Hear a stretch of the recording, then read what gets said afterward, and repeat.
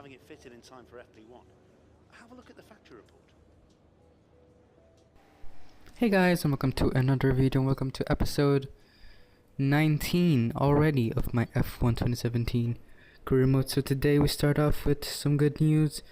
Our part is now didn't fail, at least, and we can go into the next race with some extra pace. So today's going to be the Brazilian Grand Prix. It's almost the last race of the Grand Prix finally. I think it's been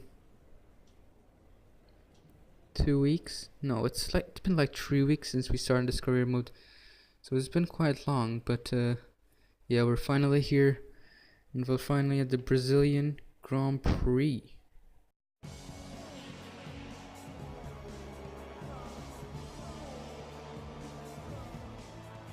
Welcome to Sao Paulo, Brazil. This weekend we're at the Autodromo Jose Carlos Pache. It's the Brazilian Grand Prix.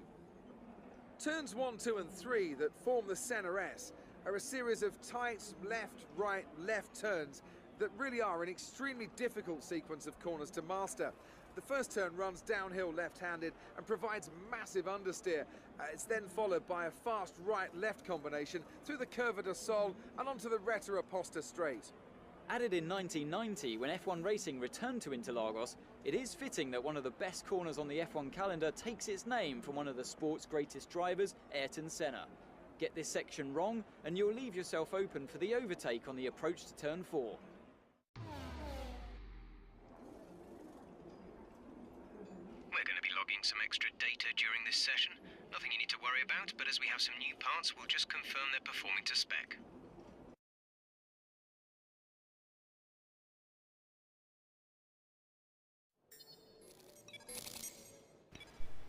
So there we go, guys. We completed practice, and things were looking not so bad.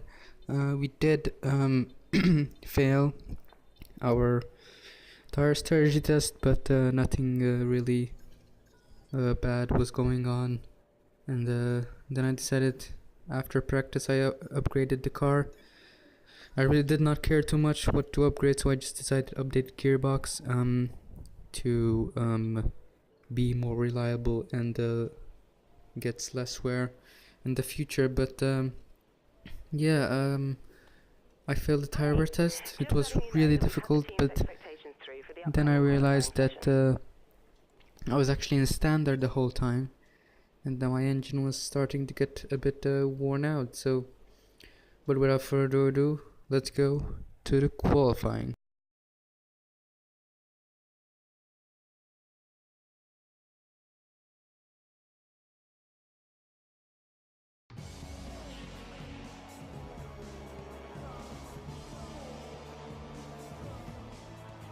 Welcome to Interlagos, Sao Paulo. We hope you're enjoying your Saturday afternoon, and we hope you'll stay with us for today's qualifying for the Brazilian Grand Prix.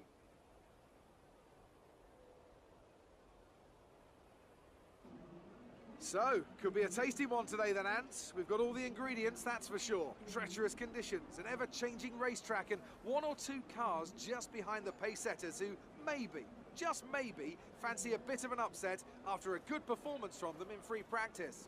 And the question has to be, of course, what is that circuit going to look like in 10 to 15 minutes from now? If you think the rain's going to get worse, then you have to be straight out when the lights go green to find whatever grip you can. But if it eases off, then you're better off waiting, saving the tyres, and going out at the perfect moment. The other thing that comes with these conditions? Traffic, and the lack of visibility that comes from sitting in the spray. It's going to be a constant problem, and I expect to see a lot of frustrated drivers doing laps out there today. Right, it's not going to be easy getting into the next qualifying session, but we know you'll give it your all. So welcome to qualifying 1. It was raining for this session, but it seemed like it was going to stop in the future. And this is our final lap. As you can see, improving massively because we actually had problems in the first session, and I actually was running standard for a whole lap, so that really put me on the wrong foot, and then at the last few moments there were too many cars on the grid, and I only managed, well, didn't manage to do anything because I qualified last place. I think this is the first time I actually did that. One of the few times Pascal has over qualified me, and things were not looking good. So what I decided to do was change my engine. I decided to change, use our 6th engine for this race. Yes, I know it's going to be risky, but we're starting from last, and it's only right to use to get that chance and use it. So that's what we're gonna do, and you'll clearly see as this video continues that I actually do change. I actually changed gearbox as well because it wasn't looking that good. So we're gonna start with a fresh new engine and gearbox for this race, which is incredible, and I can't wait because we're gonna have some good pace. You can see our gearbox is yellow, our engine is almost it's orange, the MG UK, and I decided to just change it. I did not change to green ones as you saw there because yeah, I didn't want to waste any more engines that I needed. So fresh new engine, and we decided to go change our gearbox as well. We had a ton of penalties and decided why not change everything up and go win the race with a fresh new engine.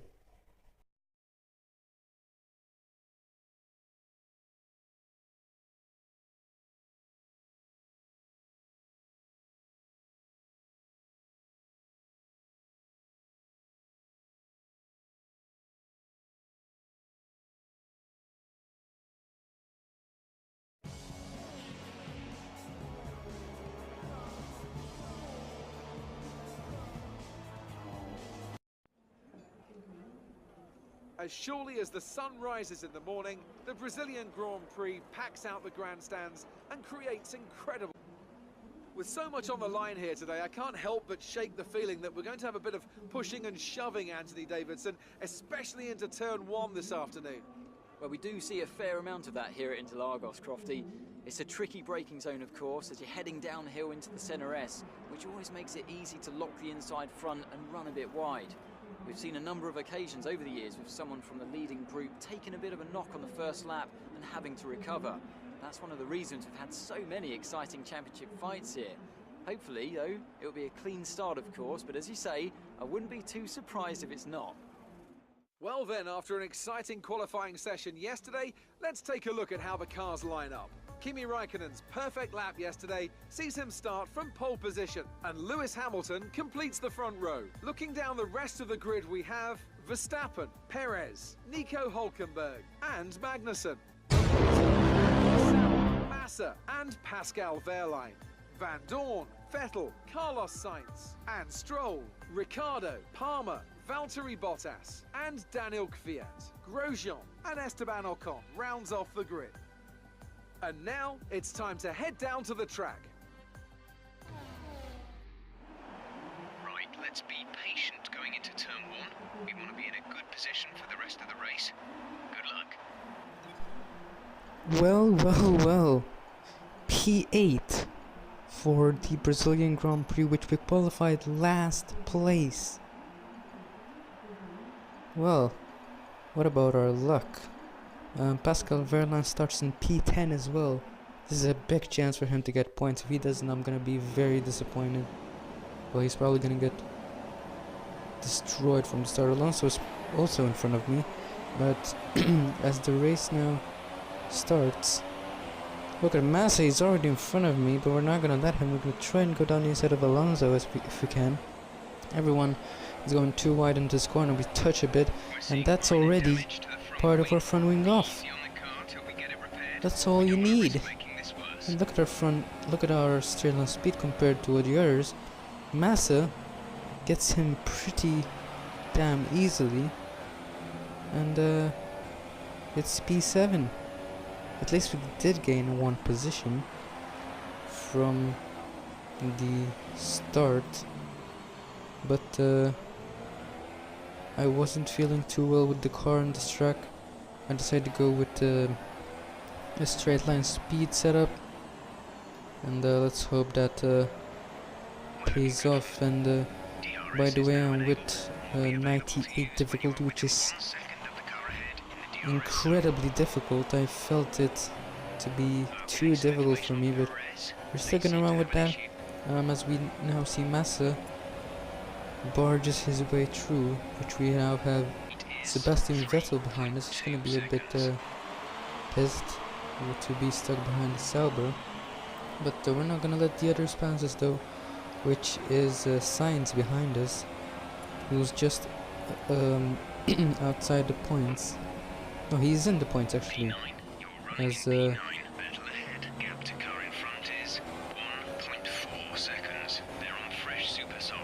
Sainz is behind you. The gap is less than a second. They're on old super softs. Pit window opens in 5 laps time. 5 laps. 15 laps still remaining.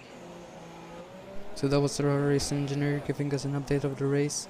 But as we say that, there's Sainz who tries to pass us.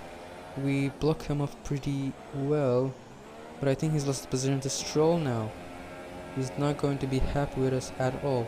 As we see Stroll now with his immense Mercedes-powered Williams, and he locks up in. Wow, what a huge lockup that was. This seems to happen to us a lot when we race, but he gets us once again because we lost the car. Yeah, we can see we're gonna change this. We didn't change this up. We kept it the same. As everyone is passing us now. Look at this, Ricardo now, and we literally went from P10 to P13 in one corner. Wow, thanks Sauber.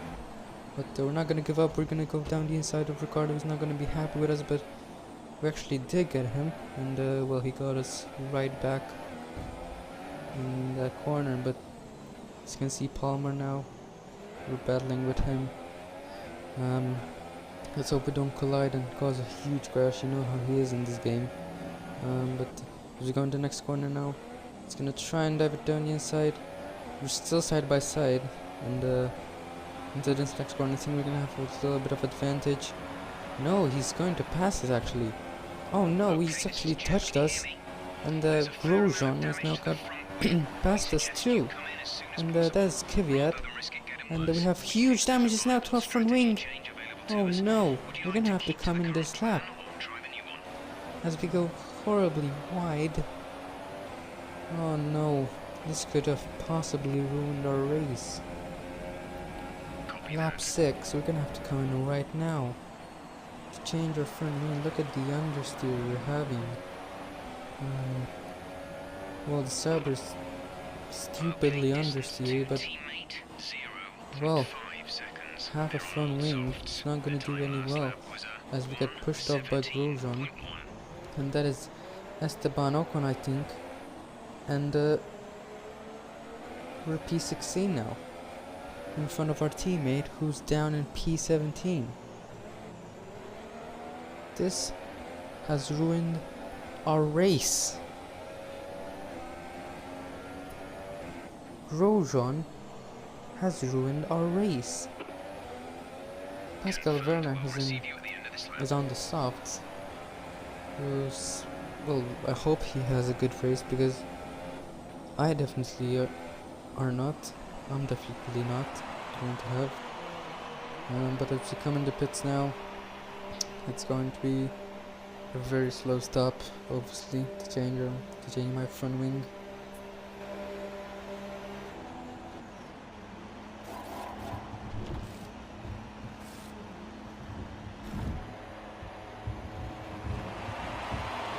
Release.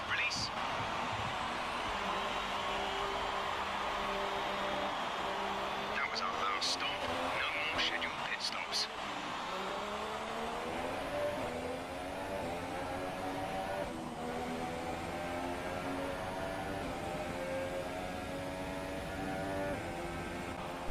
As we exit out of the pits, we are going to be P20. As lap 9 now, people are starting to make their stops. And we haven't gained any positions. Alonso, who just pitted too, is right. No, it's actually Grosjean. No, it's Alonso. Is in front of us. Grosjean is in front of him. I don't know why he's so low. But we can see that's Lance Stroll once again retiring out of the race. Jeez, his engine is not. It's giving him a lot of problems this year. But anyway, lap 15 now. We finally caught up to Alonso. It took us like 7 laps to catch him. Unbelievable. But now we're gonna dive it down the inside, possibly not touch him. As you can see, yeah, he was never going to get us. But lap 16 now, we're getting lapped in lap 16. Unbelievable. We now have 80 runners, so someone must have retired.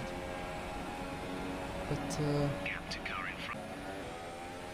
as next. Actually the same lap, later in the lap, we're going with Hamilton now, but he gets a bad run. But let's hope we can stay in his slipstream, maybe. Yeah, I know, I was gonna say catch the others, but we have no chance now to catch them. As well, I was really pushing here, guys. You can see me fighting the car into every corner. As we do have a bit of fuel, but lap 17 now. It's still not. It's supposed to be the last lap, but we have been horrible in this race, and just because we got lapped, that was our last lap. P17. What a horrible race. There were questions at the start of the season as to whether this package could really go all the way, but there's no question anymore. What a special year it's been.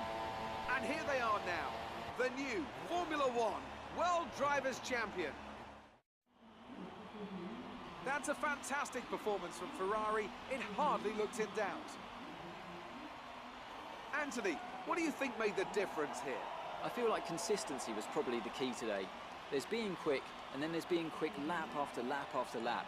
If you can do that, you can capitalise on other people's errors without making many of your own. And that's an approach that can push you a long way up the field.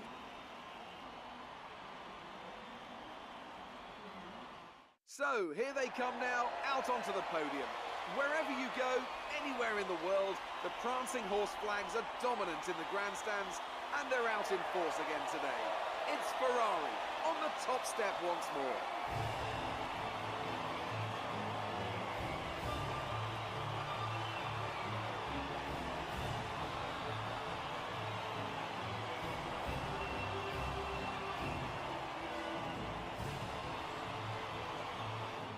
So then, it's time to see how this result affects the Drivers' Championship. Well, that result also seals the World Drivers' title. Congratulations to our winner, after an incredible season. And now I'd like to ask you, Anthony Davidson, who was your driver of the day? That's got to be the Flying Finn. Wait, how many Flying Finns have we had now? Anyway, I'm talking about Bottas this time. Just great raw speed, and a good job in traffic as well. On to the constructors then. Ferrari moved to the top of the table. It was great having you with us for this weekend. I hope you enjoyed it as much as we did. Until next time though, goodbye.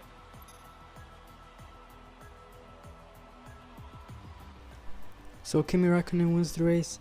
Sebastian Vettel is the world champion. Undoubtedly was incredibly lucky this season. Lewis Hamilton had a lot of engine failures this season and unlucky moments, and he gladly takes the world champion, which he probably won't in real life. So the only thing that is still not decided is the constructors. So that's the only thing which is not decided, and I think Mercedes, if they are lucky, they should be able to get at least a constructors trophy. As we can see, we lost our rivalry with Magnussen, as Haas clearly not pleased with us because of that, and we lose a bit of reputation with them. You know, I love this sport. I love being here in the thick of it. I love the smell of oil and burnt rubber. And that's why I want to be down on the track next time you're sitting in one of my cars. So, I've got 2 events on the table right now that'd be perfect. But which is more interesting to you? That's the question.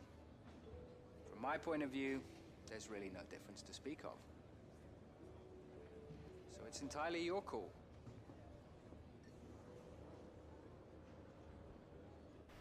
So we have a new classic challenge now, as he comes and talks to us, and we have 2 new ones. It's either a pursuit with the 2010 Red Bull or a checkpoint challenge with Ayrton Senna's 1991 MP4-4, I think, and I decided to go with Ayrton Senna's car from 1991. I think it's his. I'm not sure, I'm not so good with classic cars from that era, but as I always do, guys, I'm gonna leave this section of the video without commentary, so if you did like the video, subscribe, and yeah, leave a like if you enjoyed the video, and I'll see you in the next one. Bye, guys. We take a break from the roller coaster ride of the Formula One season for a historic invitational today. It's a chance for us to watch some of the classic cars from days gone by, as well as a chance for drivers to try something new and enhance their reputation.